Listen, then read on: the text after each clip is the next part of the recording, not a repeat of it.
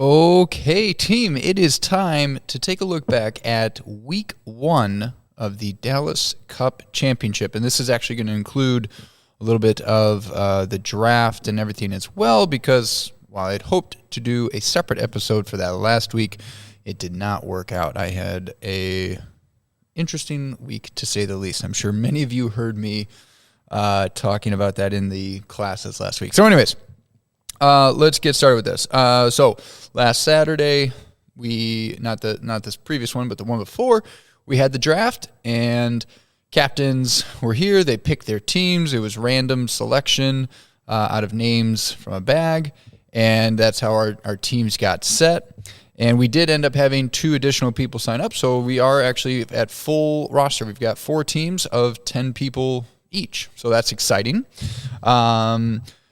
And so they picked their teams. We had a little bit of some smack talking from the captains, but it was all in good fun. I think I got a super team, actually. You got a good squad. I got a nice squad, yeah. No offense to the other teams, but pretty stacked. I am part of the winning team last year, so it could be a repeat winner here. Chris is trying to defend his title. That's right. Back to back. And back Eric, to back. you're on Chris's team, right? Eric, So yeah, Eric's was going back to back. Our winner last. And yeah, it seems like all the captains are super excited about their teams, as they should be. They're nice and even. Kelly, how do you feel about your team? I love my team. I don't care who I had on my team. I loved it. Good. I love that I have the oldest member of the gym and the youngest member You do. of the You have the gym. full spectrum. That is so awesome. That's pretty cool. Because we're going to see what everybody can do. Yeah. And with Kelvin, he's grown so much in a year.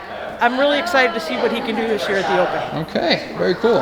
We're Team Buns and Guns. Team Thank Buns you. and Guns. Hot pink. It'll be a good time. I'm excited. Great. And we've got an exciting event and competition coming up here. So, before the workouts were announced, so before this last Thursday, before 22.1 was announced, each captain gave me 1 male and 1 female to use as their team sort of champions for the week. And then so this will be a weekly thing. The people who are chosen, they won't know ahead of time. We'll find out after, and I'm going to let you guys know who was picked for this last week. But those people then get ranked against each other, and those people can then, based on how they stack up against the other team's champions, that week will earn some bonus points for their team. So we had that to start us off. We had the workout, and then it was time for Friday Night Lights for the workout on Friday. And you guys absolutely killed it. It was so fun to watch you all come out and just give it your all. Awesome. Yes. We had some people doing like wall walks for the first time, doing wall walks in a workout for the first time. Some people doing their first ever open workout. And it was just, a ton of good fun and energy, again, like it has been in all the past years. And so I am really pleased with that. And then, of course, after the workouts were done, we had our team game, which, again, got bonus points for the teams based on their ranking. And it came down to an absolute photo finish between the Team Black, Hustle and Muscle, and Team Green, or Neon Green, the Wild Wad Warriors.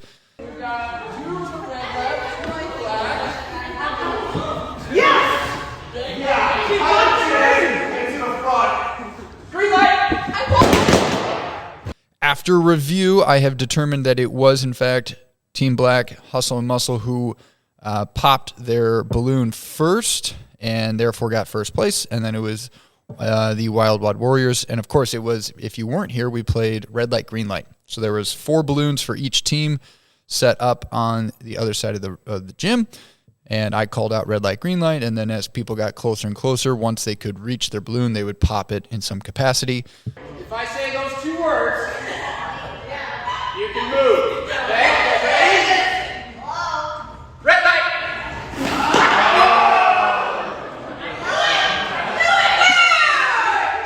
Green light. Red light. Better. Chris. Red light.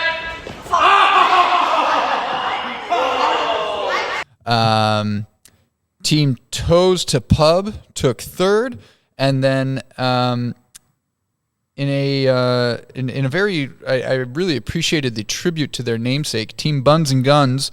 While they rounded it out, they tried to pop their balloons with their buns.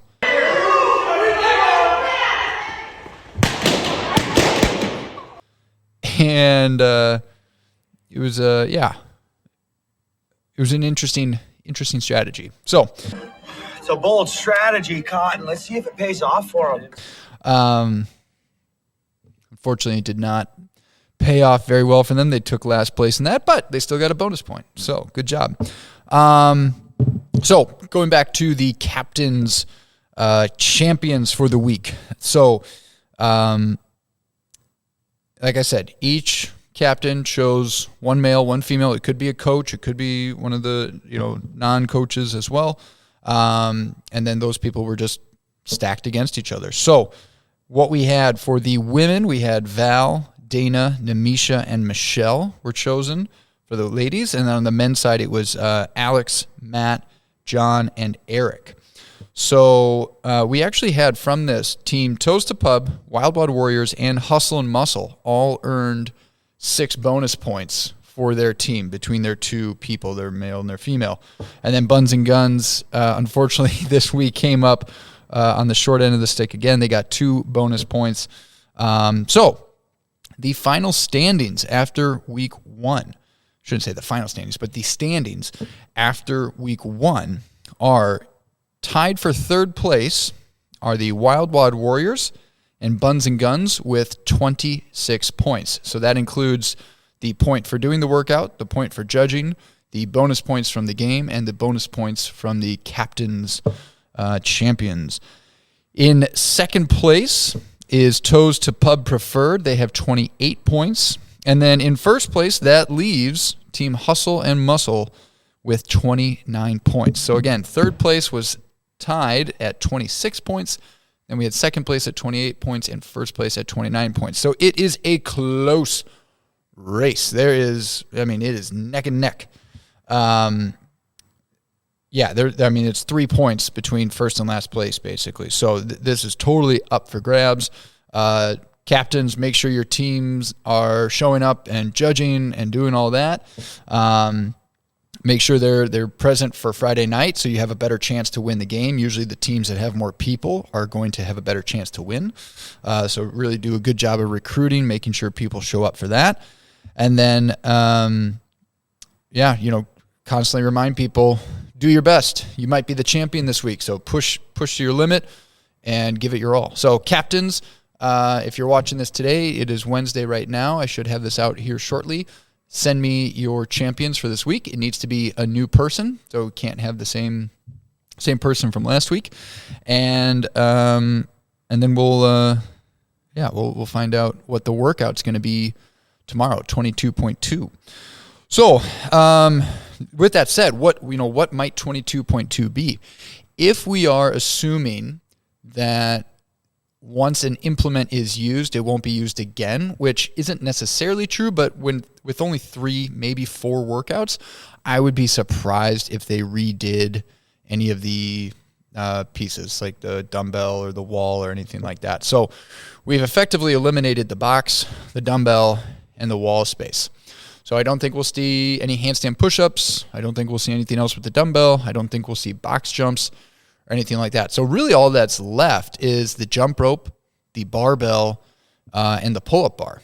Okay, so I have a couple of thoughts. I really, knowing now, because they did say that it's going to be Dave Castro's workouts for this Open, knowing that, I do think we are going to see a repeat workout this year. And so there's 2 possible options I could right now. I shouldn't say there's only 2 possible options, but in my opinion, 2 of the most likely possibilities for a repeat could happen this week. Something like 20.1, which was 10 rounds of 8 ground to overhead. So you could either clean and jerk it or snatch it. And then it was, I think, 10 bar-facing burpees every round, so 8 and 10 for 10 rounds. That's one option. Another option would be potentially in week 3, they save the repeat, and it would be it was 10 rounds for time of 9 thrusters and 35 double unders. So those are sort of two of my main ones that I think could happen again. Now, there could be a repeat of last year's final workout, which was front squats, a gymnastics movement, either pull-ups, chest-to-bar pull-ups, or bar muscle-ups, and then thrusters, followed by a second part of a max complex. But I don't feel like that's going to be the case. So I think we will...